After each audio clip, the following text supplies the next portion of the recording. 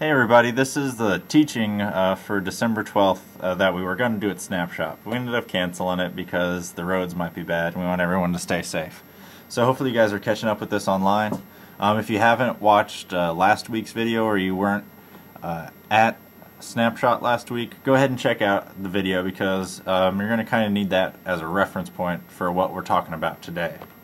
So stop and go back. But last week we talked about how Jesus is our living hope.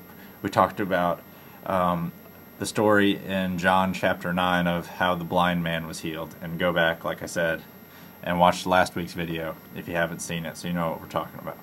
But the hope that we have in Jesus. We have this hope, the hope that Jesus brings to us as an anchor for our soul, firm and secure. It enters the inner sanctuary behind the curtain.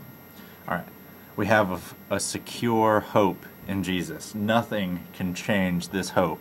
Nothing in all of history, nothing that we do, nothing that anyone else does, nothing that Satan does, nothing that happens can change this hope that we have in Jesus Christ, who came and died for us and now is seated in heaven.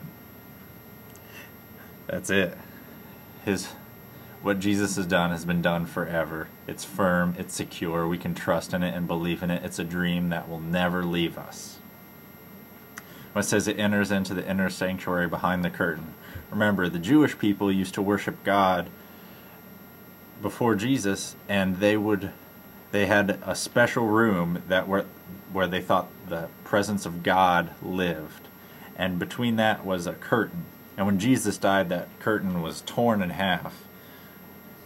Miraculously torn in half, and it symbolized that no longer was there a separation between all of us and God, that we could come directly to the throne of God, to the very inner place. That's what Jesus does for us, and that's the hope that we have. It certainly is a big bun. It's a very big bun. Big fluffy bun. It's a very big fluffy bun. Where's the beef? Some hamburger places give you a lot less beef on a lot of bun.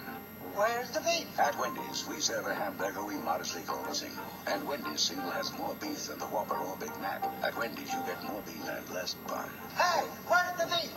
I don't think there's anybody back there. You want something better. You're Wendy's. All right.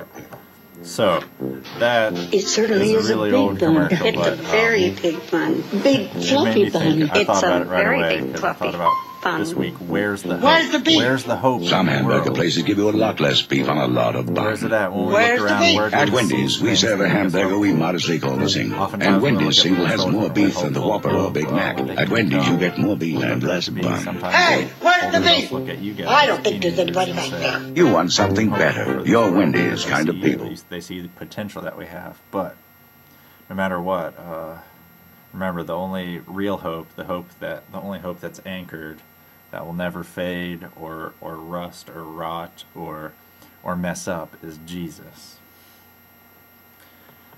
But we have a part in making that hope known to the whole world. That's our job. And it says in Matthew, this is Jesus talking, you are the salt of the earth. But if salt loses its saltiness, how can it be made salty again? It is no longer good for anything except to be thrown out and trampled underfoot. Some of us have talked about this before, but when Jesus is talking here, when it says thrown out and be trampled underfoot, people used to use salts not only just to cook food and to keep stuff pure, but they used to use it to make the stables of the animals that lived right beside them. Their barns used to be attached to their houses. They used to use those salts to keep the smell down. They would sprinkle it on there. If it loses its saltiness, it's worth nothing.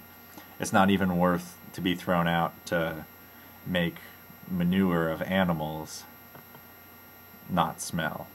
So people back then got this. They understood that Jesus is saying, if we don't do what God has called us to do, we lose our saltiness. We're completely worthless. We're not even worth being thrown onto manure to make it not smell. That's pretty radical.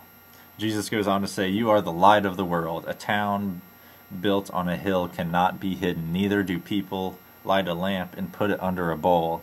Instead, they put it on a stand and it gives light to everyone in the house. In the same way, let your light shine before others, that they may see your good deeds and glorify your Father in heaven. So Jesus is saying, don't hide this wonderful truth that we have in Him. We have to put it out for all to see all the time. We have to live a life that will shine a light.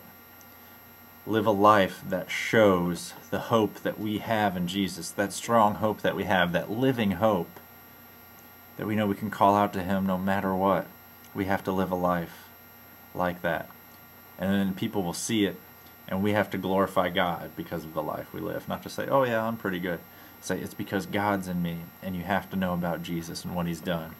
The hope that I have in Him. That's what helps you get through tough times in your life, guys. No matter what. People, if you're walking down and you're down here on the ground, you are not going to miss that city on a hill. In the same way, people should unmistakably know that we're followers of Jesus because of the way we live our lives. We should do things that are different than people would do. We should sacrifice for things that people wouldn't sacrifice for. We should stand up for people who don't ever get stood up for. We have to be the difference makers in the world. Don't wait for somebody else to do it. We're supposed to be the light, the city on the hill, the ones telling people about Jesus. And we're going to get more into that in January. Don't forget this Thursday, December 16th, meet at the church at 6:30.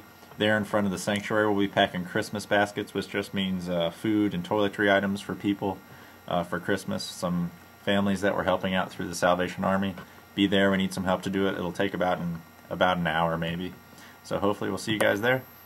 And next Sunday, don't forget, we're having the Christmas party at me and Janine's house. So be there. There are directions on the rest of the website. It's from 5 till 7:30. So come. We'll have some pizza and we'll have a good time. And don't forget to look up stuff about the UNTOUR. Talk to your parents. It's February 4th and 5th. We'll be staying in Columbus overnight on Friday. You will not miss school on Friday. We'll get you after school and we'll get you there. And we'll be back late Saturday night. So talk to your parents about it and let me know, and we'll get some stuff sent out to you. God bless you guys and take care.